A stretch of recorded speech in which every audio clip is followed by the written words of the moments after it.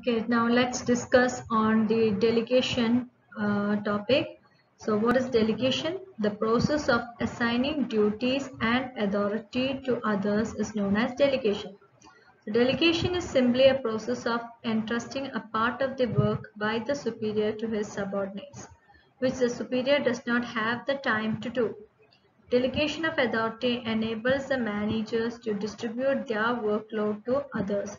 Without delegation of authority, management becomes difficult. So delegation is nothing but assigning some part of the managers or the superior's duty to the subordinate. അപ്പോൾ അവിടെ നമ്മൾ സുപ്പീരിയറിൻ്റെ ഒരു അതോറിറ്റിയിലുള്ള ഒരു work ആയിരിക്കാം, പക്ഷേ പുള്ളിക്കാരന് സമയം ഇല്ലാത്തതുകൊണ്ടോ അത് ടൈം ബൗണ്ടായിട്ട് ചെയ്യിപ്പിക്കേണ്ട ആവശ്യം വരുന്നുണ്ട്, അത് പുള്ളിക്ക് പൂർണ്ണമായിട്ട് ചെയ്യാൻ അതിന് സാധിക്കാതെ വരുമ്പോൾ അത് മറ്റുള്ളവർ, അതായത് ജൂനിയർ അല്ലെങ്കിൽ സബോർഡിനേറ്റ് ആയിട്ടുള്ള ഒരു വ്യക്തിക്ക് അത് കൈമാറും. കുറച്ച് ഭാഗം അവർ ചെയ്യാൻ വേണ്ടി അവർക്ക് വേണ്ടി അത് അവരെ ഏൽപ്പിക്കുമ്പോൾ അതിനാണ് ഡെലിഗേഷൻ എന്ന് പറയുന്നത്. അപ്പം അതെന്ന് പറഞ്ഞാൽ ഈ പറഞ്ഞ മാനേജറിന്റെ വർക്ക് അത് കുറച്ച് എന്താണ് ആ ഡിഫിക്കൽട്ടി ലെവല് കുറച്ച് കുറയ്ക്കാൻ വേണ്ടിയാണ് നമ്മൾ ഡെലിഗേഷൻ സാധാരണ ചെയ്യുന്നത്. ഇപ്പൊ സിമ്പിൾ വേർഡ്സിൽ പറഞ്ഞാൽ നമ്മൾ എന്താണ് നമ്മളെ ഡ്യൂട്ടീസ് നമ്മളെ അതോറിറ്റിയിലുള്ളത് നമ്മൾ മറ്റുള്ള സബോർഡിനേറ്റിലേക്ക് കുറച്ച് work ഏൽപ്പിക്കാം. So there's a definition. Delegation means the granting of authority to subordinates to operate within the prescribed limits. അപ്പം കുറച്ച് അതോറിറ്റി സബോർഡിനേറ്റ്സിലേക്ക് നമ്മൾ നൽകുമ്പോൾ അതും നമ്മൾ പറയുന്ന ലിമിറ്റിൻ്റെ അകത്ത് നിന്ന് വേണം അവരും പ്രവർത്തിക്കാൻ. അങ്ങനെയാണ് ഡെലിഗേഷൻ നടത്താറുള്ളത്.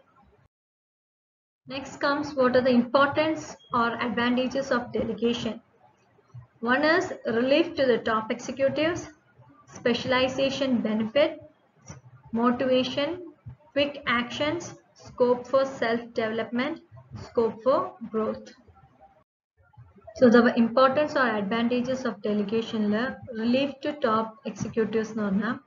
Delegation reduces the burden of top managers by transferring daily matters to subordinates.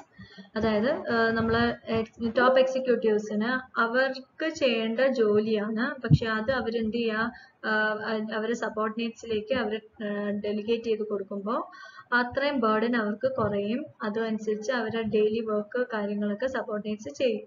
അങ്ങനെ അവർക്കൊരു റിലീഫാണ്. Specialisation benefits, that means the organization is able to get the benefit of specialization as jobs are assigned to those who are best suited. അപ്പം authority കൊടുക്കുന്ന ഏത് സബോർഡിനേറ്റിനാന്ന് വെച്ചാൽ ആ work ചെയ്യാൻ തക്ക കഴിവുള്ള ഒരാൾക്കായിരിക്കും. അതുകൊണ്ട് അവിടെ എന്താണ് സ്പെഷ്യലൈസേഷൻ ബെനിഫിറ്റും കിട്ടും. പിന്നെ motivation, delegation motivates the subordinates to work hard and contribute greater towards achievement of goals.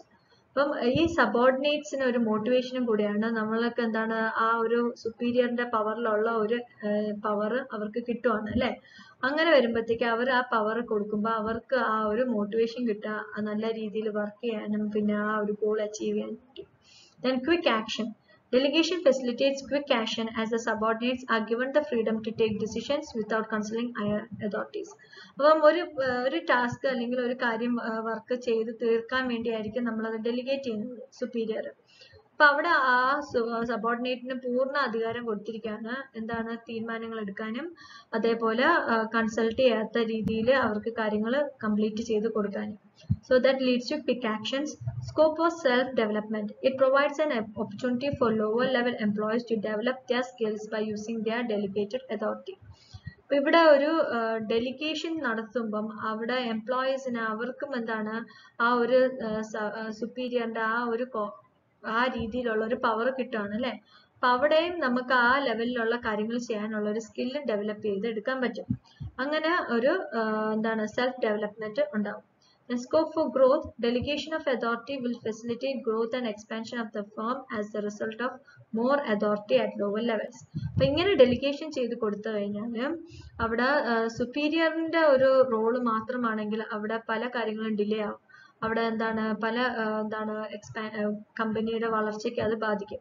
ഇവിടെ നമ്മൾ ഓരോ ലെവൽസിലേക്കും സബോർഡിനേറ്റ്സിന് അതോറിറ്റി കൊടുത്തു കഴിയുമ്പോഴത്തേക്ക് അവർക്ക് നല്ല രീതിയിൽ അത് മാനേജ് ചെയ്ത് പോകാനും പറ്റും. അങ്ങനെ അത് പെട്ടെന്ന് നമുക്ക് എന്താണ് കമ്പനിയുടെ ആ ഗോൾ അച്ചീവ് ചെയ്യുക, അതനുസരിച്ച് കമ്പനിക്ക് ഗ്രോത്തും എക്സ്പാൻഷനും ഒക്കെ ഉണ്ടാവും.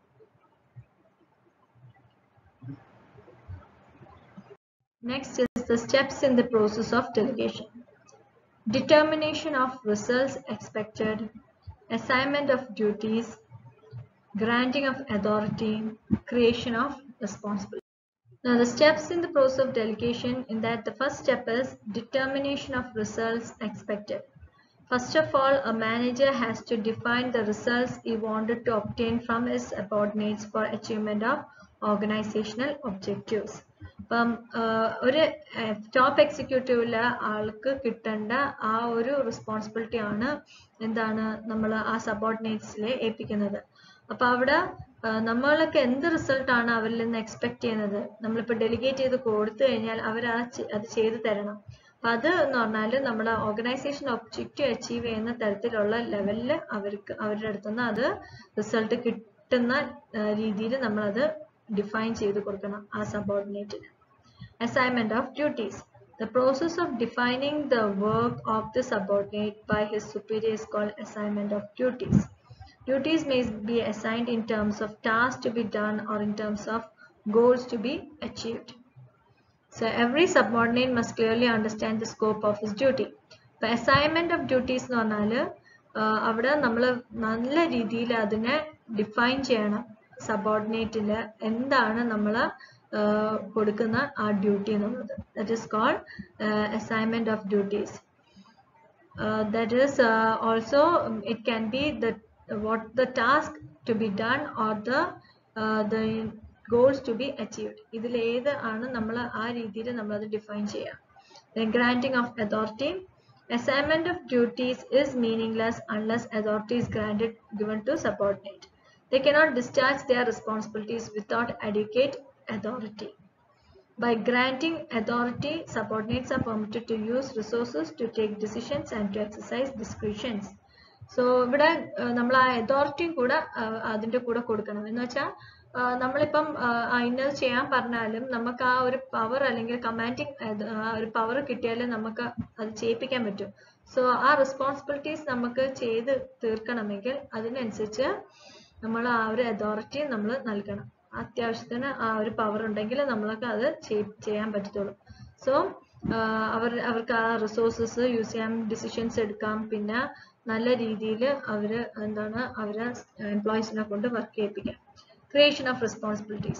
Once the authority is delegated, subordinates become accountable for the performance of their duties. Subordinates will become responsible to perform their part of obligations and have to report to their superiors. But avarku once delegate ചെയ്തു കൊടുത്തു കഴിഞ്ഞാൽ that is their responsibility to do it. Okay, അപ്പോൾ അവരത് perform ചെയ്തേ പറ്റും. എന്നിട്ട് അത് perform ചെയ്ത റിപ്പോർട്ട് അവർ സുപ്പീരിയേഴ്സിന് നൽകണം. ഇങ്ങനെയാണ് നമ്മൾ എന്താണ് ഡെലിഗേഷന് സ്റ്റെപ്പ് ബൈ സ്റ്റെപ്പ് ചെയ്യുന്നത്.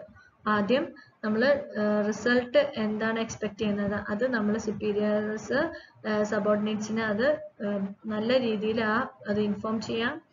രണ്ടാമത് അതിനനുസരിച്ച് ഡ്യൂട്ടീസ് അസൈൻ ചെയ്ത് കൊടുക്കാം. ദെൻ അതോറിറ്റി നൽകാം. പിന്നെ ആ അതോറിറ്റി അനുസരിച്ച് അത് പ്രോപ്പറായിട്ട് അത് ചെയ്യാവുന്ന തരത്തിലേക്ക് അവരെ കൊണ്ട് ചെയ്യിപ്പിക്കാം.